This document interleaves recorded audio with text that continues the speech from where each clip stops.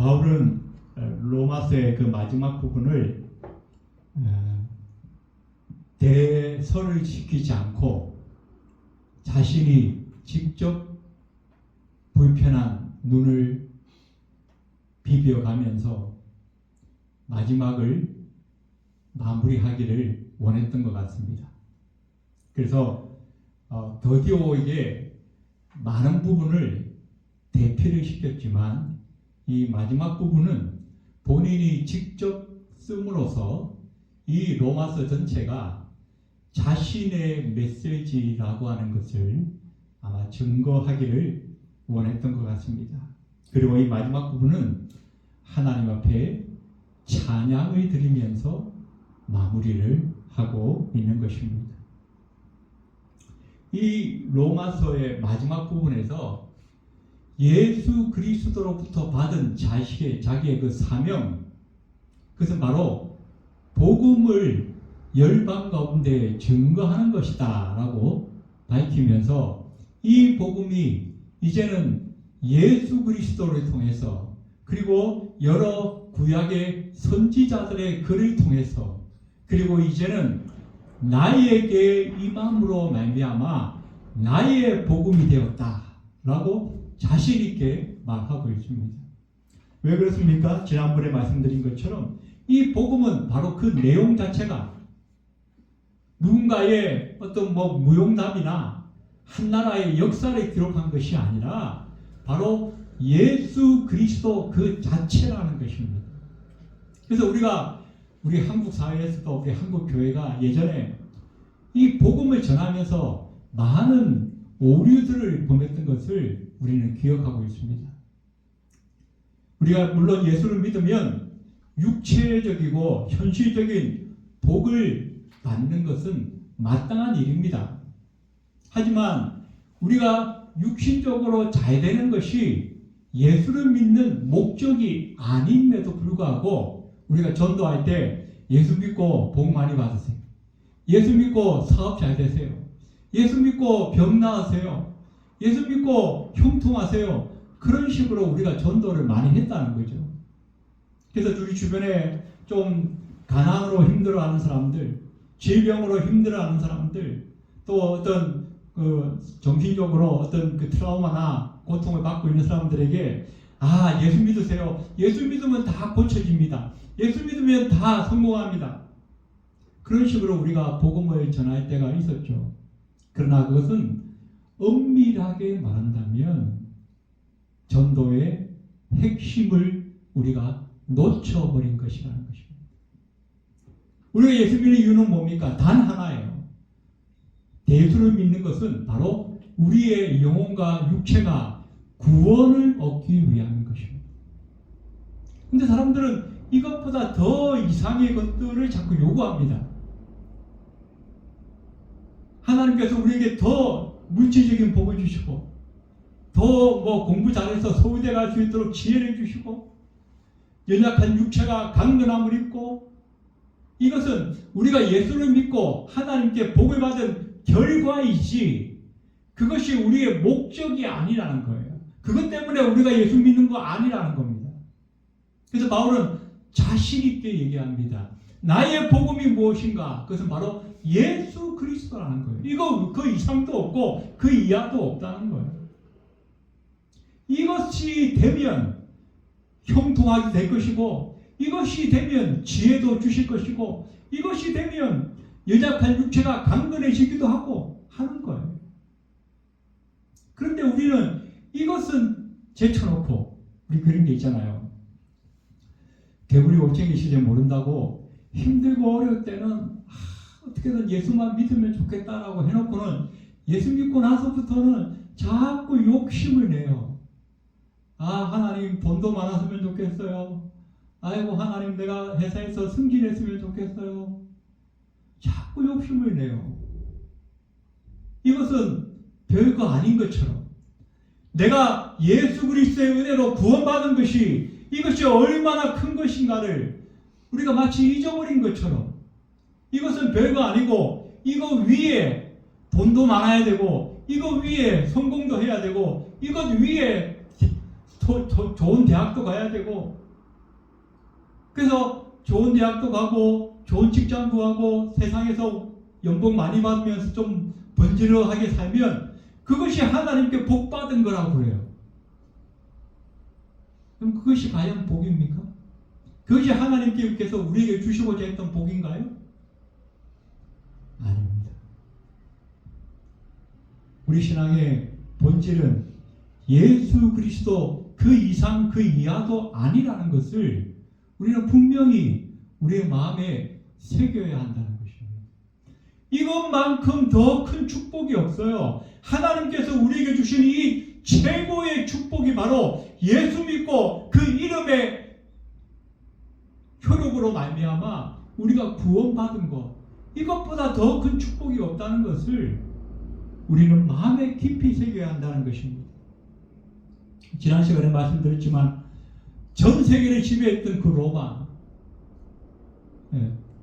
동로마는 한 500년 정도, 이제 서로마는 한 500년 정도, 동로마는 약 1200~1300년 동안을 전 세계를 지배했습니다.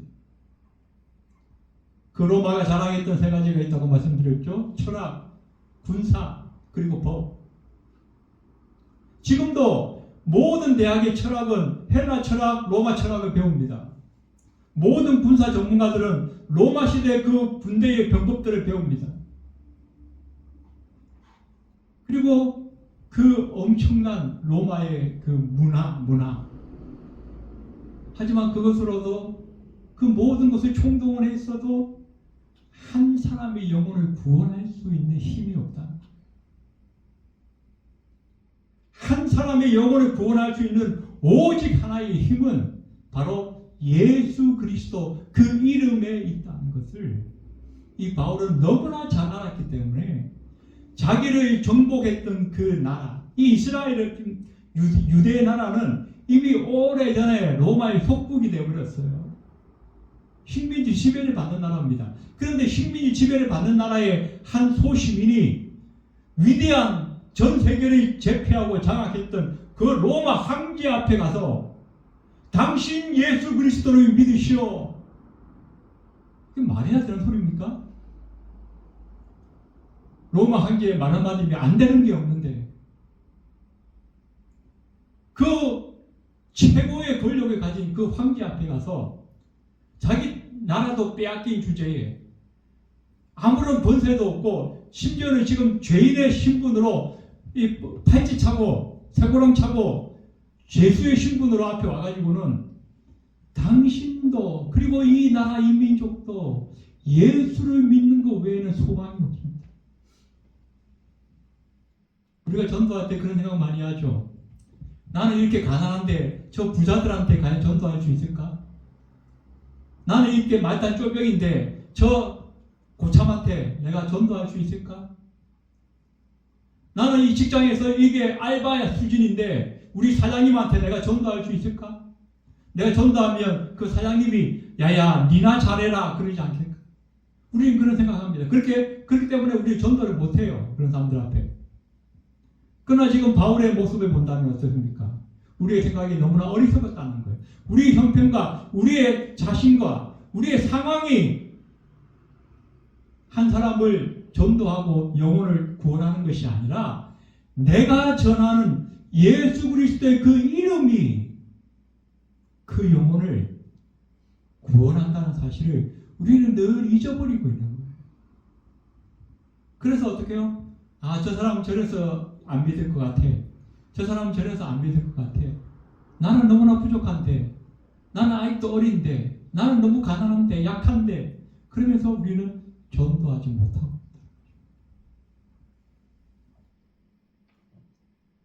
그리고 우리 지난 시간에 두 번째 복음의 계시의 과정에 대해서도 우리가 살펴보았습니다. 이 복음은 감추어졌던 것이다. 우리가 이 에베소나 빌립보서 같은 말씀, 로마서에서도 이제 그런 말씀이 나오지만은 하나님께서 창세전에 구원할 자와 구원하지 않을 자를 정하셨다는 것이에요. 우리 절대 예정이라고 그렇게 말합니다. 칼빈주의에서는 절대 예정이라 그렇게 말합니다. 이미 이 세상이 창조되기 전부터 하나님께서는 우리 인간이 타락해서 범죄하고 하나님과의 관계가 깨어질 것을 아셨어요. 그리고 그에 대한 대비책으로 예수 그리스도를 통해서 하나님의 택한 백성들을 구원하실 것을 예정하셨다는 것입니다. 그래서 그 예정된 자에게는 어떻게 해요? 하나님께서 감추어진 그 비밀을 열어 보여주셨다는 것. 원칙적으로 얘기하자면 제가 지난주에 미스테리라고 말씀드렸죠. 시크릿과 미스테리가 있는데, 시크릿은 처음부터 그 주권자가 보여주지 않으려고 감춰 놓은 것이고, 미스테리는 열어 놓았는데 그 대상자가 지혜가 없고 깨닫는 능력이 없어서 알지 못하는 것이라고 말씀을 드렸습니다. 이 복음은 미스테리입니다. 그런데 하나님께서 깨닫는 자에게는 깨닫는 영을 주셨는데, 그렇지 못한 자에게는 깨달을 수 있는 영을 주지 않으셨다는 것. 그 영이 뭡니까? 성령이라는 것입니다.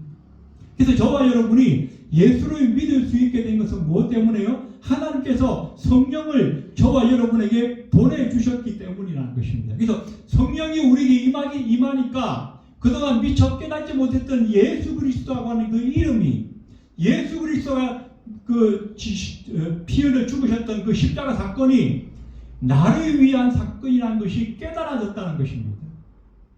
그것 때문에 내가 구원받을 수 있다는 것이 깨달아졌다는 거예요.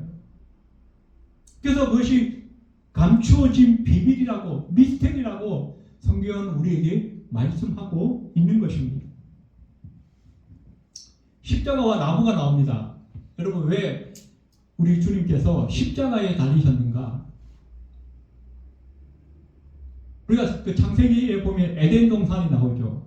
그 에덴 동산에 하나님께서 아담과 하와를 창조하시고 이 동산에 거니게 하시고 그 모든 그 식물과 동물을 다스리라 그렇게 하셨습니다. 그리고 거기에 있는 모든 그 과일과 열매들을 다 먹으라 그랬는데 단 한 가지만 금하셨어요. 선악을 알게 하는 지혜의 나무. 그 나무가 상징하는 것이 뭐냐면, 그 나무가 바로 하나님의 주권을 상징하는 것이라는 것입니다. 나는 주인이고 너희는 나의 종이라는 것입니다. 나는 창조자고 너희는 나의 피조물이라는 것입니다. 비록 하나님의 형상대로 지음받았기 때문에 하나님과 거의 흡사한 모습으로 충분히 이 모든 만물을 다스릴 수 있는 그런 창조력과 능력을 가진 존재로 이 세상에 태어났지만, 그럼에도 불구하고 단 한 가지 우리가 잊어버리지 말아야 할 것이 바로 하나님의 주권 아래에 있는 피조물이라고 하는 이 사실을 우리가 잊어버려서는 안 된다는 것입니다. 그래서 너희가 이 세상의 모든 것을 할 수 있는데 단 한 가지만 지켜라. 그것을 지키면서 너희가 창조되어진 피조물이라는 것만은 잊어버리지 말아라. 그래서 세워두신 것이 선악과 나무라는 것입니다. 이 선악과 나무는 곧 하나님의 임재를 상징하는 거예요. 하나님의 주권을 상징하는 거예요. 그것을 침범하고 그것을 넘어간다는 것은 하나님의 주권을 침해하는 결정적인 죄가 되어진다는 것입니다. 왜? 우리는 창조주가 아니고 피조물이기 때문에. 그래서 그 나무가 어떻게 해요? 하와가 범죄함으로 말미암아, 또 아담이 같이 그 범죄에 가담함으로 말미암아 그 나무에 새겨졌던 하나님의 주권이 침해되어졌다는 것입니다. 신명기에 보면 이 유대인들이 가지고 있는 그 관념 중에 하나가 뭐냐면, 나무에 달린 자마다 저주를 받은 자라 그랬어요. 그런데 우리 예수님께서 그 나무에 달려서 가장 추악하고 가장 저주받은 대상이 되어버린 겁니다. 왜 우리 주님께서 나무에 달리셨는가? 당시 유대인들은 이 예수님을 모함할 때 두 가지 그 죄를 이렇게 고소를 했거든요.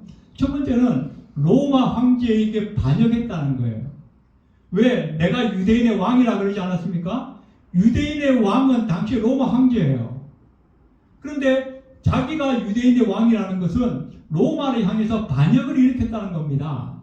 그래서 로마 황제 앞에서 반역의 죄로 고소를 당한 거예요. 그보다 근본적으로 이 유대인들 간의 그 관계 속에서는 예수님이 급히타면 그래서 내가 하나님의 아들이라 그러죠. 나와 아버지는 하나이니라. 그 말은 뭡니까? 자기가 곧 하나님과 동등하다는 거거든요. 이 말은 무슨 말입니까? 신성모독이 되는 거예요. 유대인들에게는. 이 신성모독죄를 지은 자는 어떻게 되는가? 돌로 쳐 죽여야 되는 거예요. 유대인들 법 중에는, 유대인들의 그 형벌 가운데는 십자가에 다른 거 이런 거 없어요. 그건 로마의 형벌이에요. 이 유대인들이 예수님을 죄를 물으려고 했더라면 돌을 던져서 죽여야 되는 거예요. 바울처럼. 바울도 돌에 맞아 죽을 뻔했잖아요. 그런데 왜 예수님을 돌에 쳐서 죽이지 않고 나무에 매달아 죽게 하셨는가? 여기에는 하나님의 섭리가 있었다는 거예요. 자, 우리는 예수님께서 십자가의 죽으심으로 말미암아 첫 번째 아담이 지은 그 범죄를 두 번째 아담이 해결하기 위하여 오셨다는 것을 우리는 알고 있습니다. 첫 번째 아담이 뭘 범죄했죠? 선악과를 따먹었어요. 거기가 어디라고요? 하나님의 주권과 하나님의 임재를 상징하는 그 나무라고 말씀드렸습니다. 그 나무에서 범죄가 일어났고 그 나무에서 하나님과 관계가 깨어졌기 때문에 그 나무에서 다시금 예수님께서 피 흘려 죽으심으로 말미암아 깨어진 하나님 관계를 회복하고 상실되어졌던 하나님의 주권과 임재를 회복하는 상징적인 의미를 가지게 하시려고 굳이 이 예수님을 그 십자가에 달려 죽게 하셨다는 것입니다.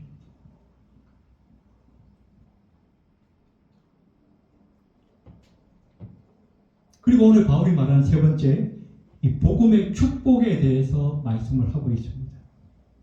26절에 모든 민족으로 믿어 순종케 하시려고, 모든 민족으로 믿어 구원하게 하시려고 라고 표현할 수도 있는데 순종하게 하시려고 라고 표현하고 있습니다. 우리가 예수 믿는 것은 단순히 내가 영혼의 구원을 받고 그걸로 끝나는 것이 아니라는 것입니다. 하나님께서 우리를 구원하시는 궁극적인 목적은 하나님과 우리가 사랑의 교제 관계 속에 들어가게 하시는 것입니다. 자, 하나님께서 처음에 아담과 하와를 창조하신 이유가 뭐냐? 여러 가지로 이렇게 표현을 할 수 있겠습니다만은 저는 개인적으로 그렇게 생각합니다. 하나님께서 아담과 하와를 왜 만드셨나? 사랑의 교제를 나누시게 하시려. 아담과 하와가 서로 부부관계의 사랑의 교제를 나누는 것처럼 이 아담과 하와와 하나님께서 친히 마치 가족처럼 하나의 공동체처럼 서로 사랑하는 관계를 이루어 가시려고 교제하시려고 아담과 하와를 창조하셨다라고 저는 생각합니다. 그렇기 때문에 예수님을 통해서 다시 회복하게 되는 그 구원의 목적은 단순히 내가 죄에서 구원받았다, 이제 내가 지옥에서 천국으로 옮겨졌다, 그것이 아니라 내가 천국의 삶을 산다는 것은 마치 에덴 동산에서 아담과 하와가 했던 것처럼 하나님과 서로 교제하면서 사랑의 교제를 나누면서 사는 것, 그것이 우리의 구원의 최종적인 목적이라는 것입니다. 그런데 그 목적을 이루기 위해서 우리가 하나님 앞에 뭘 해야 하냐? 순종하는 삶을 살아야 한다는 것입니다. 그런데 우리는 구원받고 났어도 아직 우리 속에 그 죄의 속성이 남아있기 때문에 커피 타면 뭐예요? 나는 좀 내 마음대로 살고 싶어. 마치 우리 자식들이 커피 타면 나는 좀 독립하고 싶어. 네. 엄마 아빠 잔소리 좀 안 듣고 싶어. 나 혼자 살았으면 좋겠어. 그렇게 생각하는 것처럼 우리 모든 인간은 이제 좀 하나님 잔소리 좀 안 듣고 싶어. 나 혼자 좀 살아봤으면 좋겠어. 예수를 믿고 난 다음에도 여전히 우리 속에 있는 죄의 그 속성, 그 옛 사람의 그 흔적들을 온전히 벗어버리지 못한 그런 모습들이 드러나고 있다는 것입니다. 그러나 자식들이 부모의 그 품을 떠나는 그 순간부터 뭐다? 개고생이라.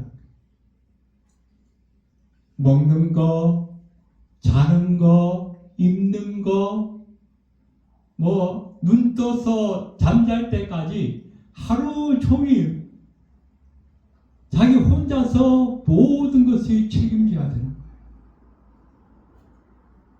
거예요. 얼마나 힘들고 어려운지 나가서 살아보지 않은 사람들은 모르는 거예요.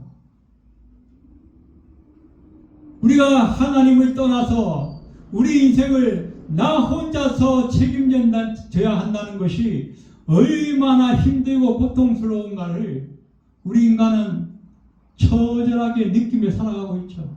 그래서 인생은 뭐라고 해요? 인생은 눈물의 씨앗이다. 인생은 고난의 바다다. 여러 가지 이야기들이 많이 있지 않습니까? 자식은 부모 밑에 있을 때 행복한 거예요. 우리 인간은 하나님의 그 법 안에 순종하며 사는 것이 진정한 행복이라는 것입니다. 이것은 마치 물고기가 바다 속에 있을 때 행복한 것처럼 새들이 저 하늘 아래서 그 공기의 그런 그 흐름 안에 살아가는 것이 행복한 것처럼 우리 인간은 하나님의 법과 기준 안에 살아갈 때 진정으로 우리 인간은 행복할 수 있다는 것을 자꾸 우리가 잊어버린다는 것입니다. 그래서 하나님께서 우리를 구원하셔서 궁극적으로 이루고자 했던 그 교제의 관계를, 사귐의 관계를 우리 인간이 자꾸만 이렇게 비틀고 뒤틀고 자꾸 벗어나려 하고 그러고 있는 것이다. 그래서 그것을 교훈하시려고 주님께서 뭐라고 그랬어요? 탕자의 비유를 말씀하셨잖아요. 탕자가 아버지를 떠나 행복하게 지 혼자 잘 살려고 엄청난 계획과 꿈 속에 나아갔지만 결국은 돼지 쥐염 열매를 먹으면서 살아야 한다. 유대인들이 가장 혐오하는 것이 돼지이고 그 돼지의 쥐염 열매를 먹는 거예요. 그래서 이 믿음이라고 하는 것은 반드시 순종이라고 하는 것과 연결되어진다는 것입니다. 믿음 곧 순종이에요. 여러분 우리가 이 신약 성경은 헬라어로 기록되었지만 구약 성경은 히브리어로 기록되어졌죠. 우리 유대의 모든 전통과 사상과 규범과 율례들이 다 히브리어로 기록되어 있습니다. 이게 히브리어의 특징이 뭐냐면 관념적이고 추상적인 단어가 별로 없다는 거예요. 이 히브리어는 특징이 뭐냐? 행동하는 단어들이라는 것입니다. 대부분의 그 단어들이 동사형으로 사용되어졌어요. 그래서 이 믿는다라고 하는 단어는 곧 순종을 연결시켜서 말하고 있는데 원래 이 믿는다라고 하는 그 의미가 뭐냐면 우리가 잘 아는 말이죠.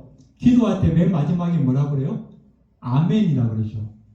이 아멘이라고 하는 단어가 내가 믿습니다. 그렇게 되기를 원합니다. 라는 뜻입니다. 이게 대표적인 히브리어 단어 중에 하나입니다. 그런데 이 아멘, 우리는 이 한글식으로 하면 이응의 아, 미음의 어이에 니은 이렇게 되잖아요. 근데 히브리어 원래 원정에 보면 이 자음이 다 빠져버려요. 이음하고 미음, 니음만 남는 거예요. 재미난 것이 뭐냐면 창세기 15장 6절에 아브라함이 여호와를 믿으니 여호와께서 이를 의로 여기셨더라 이렇게 됐잖아요. 믿으니라고 하는 단어가 아멘이라고 나와 있습니다. 그런데 이음, 미음, 니은이 나와 있어요. 이 단어와 똑같은 단어가 어디에 나와 있냐면 출애굽기 17장에 나와 있는데 출애굽기 17장에 이 이스라엘 사람들이 아말렉과 전쟁을 하게 됩니다. 그때 모세가 산 높은 곳에 가서 손을 들고 기도하니까 여호수아가 거느리는 이 이스라엘 군대가 아말렉을 계속 쫓아 이기는 거예요. 그런데 팔이 이렇게 사람이 계속 들고 있을 수 없잖아요. 피곤하니까 팔이 내려와요. 힘들죠. 이러면 다시 전세가 역전되어져서 아말렉이 또 우리를 이기고 이렇게 쳐들어오는 거예요. 그래서 안 되겠다 싶어가지고 아론과 훌이 이 모세를 중간에 이렇게 의자에 앉히고 그 팔을 양쪽에서 들어주는 거예요. 그 팔이 한동안 전쟁이 끝날 때까지 내려오지 않았더라라고 성경이 기록하고 있어요.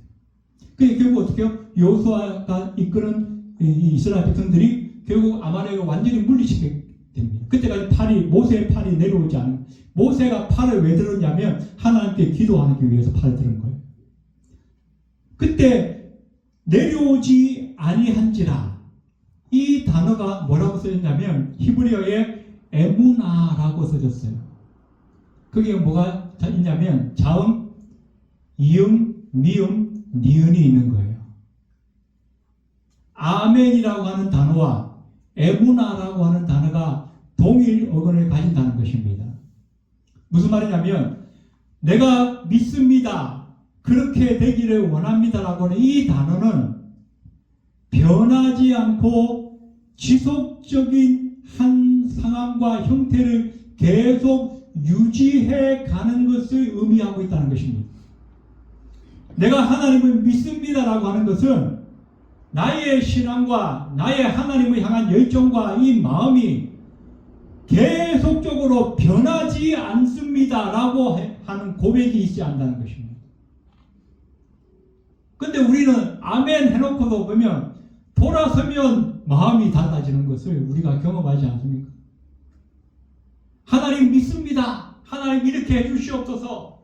그렇게 열심히 기도해놓고는 일어나서 나오면서 이거 될까 안 될까, 내가 저 사람한테 부탁을 해야 되나 어쩌나, 내가 다른 방법을 좀 써야 되나 어쩌나, 막 마음에 불안과 근심과 걱정으로 가득 차는 것을 우리는 경험하지 않습니까? 그것은 결코 뭐예요? 아멘이 아니라는 거예요. 그것은 아멘이 아닙니다. 에무나가 아니라는 거예요. 에무나는 뭔가 내려오지 않았더라. 그대로 멈춰서 그 하나님을 향한 기도의 자리에, 하나님을 향한 기도에 우리의 마음이 멈춰서 내려오지 않고 변하지 않는 것, 그것이 에무나요, 그것이 아멘이라는 것입니다. 그것이 믿음이요, 그것이 우리에게 요구하시는 순종의 모습이라는 것입니다. 내 마음에 따라서 언제는 했다가 안 했다가, 언제는 막 열심히 했다가 언제는 막 게을러졌다가, 그것은 결코 우리의 믿음의 모습이 아니라는 것입니다. 바울이 말합니다. 이 복음으로 말미암아 너희가 그렇게 견고해질 것이다. 복음은 우리를 견고하게 만드는 거예요. 변하지 않게 만드는 거예요. 안 믿는 자에게 복음이 주어지면 구원 얻는 놀라운 하나님의 능력이 되고, 믿는 자에게 복음이 전해지면 우리의 믿음이 변하지 않는 견고함으로 세워지는 것입니다. 그렇기 때문에 이 복음은 믿는 자에게도 필요하고 안 믿는 자에게도 필요한 것이다. 그러면서 바울은 마지막에 이 복음을 우리에게 허락하시고, 오늘 성경의 표현대로하면 나에게 허락하시고 나에게 복음으로 삼으셔서 이 복음으로 말미암아 너희를 경고하게 하실 그 하나님께 찬양과 경배를 돌리노라.